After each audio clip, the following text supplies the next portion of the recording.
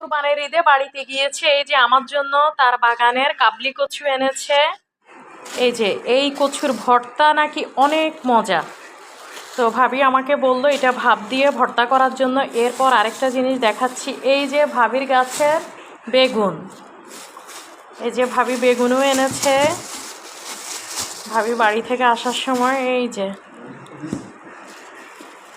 বেগুন এনেছে, বেগুন ভর্তা করব, ইলিশ মাছ দিয়ে বেগুন দিয়ে রান্না করব। আর একটা এনেছে কাঁঠাল, এটাও ভাবির গাছের কাঁঠাল। কাঁঠালটা ভাঙবো, কারণ একটু শক্ত কাঁঠালটা খেতে ভালো লাগে এ কারণে।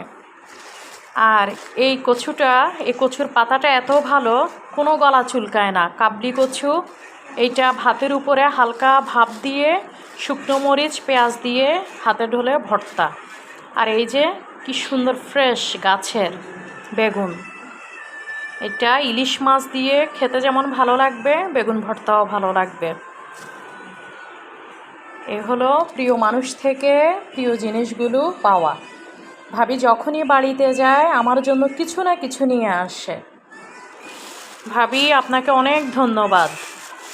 ও আচ্ছা, ভাবিটাকে, ভাবি হচ্ছে আমার পাশের বাসার আমার প্রতিবেশী ভাবি, যে আমার জান প্রাণ বন্ধু, এক কথায় শেষ। তো আল্লাহ হাফেজ সবাইকে।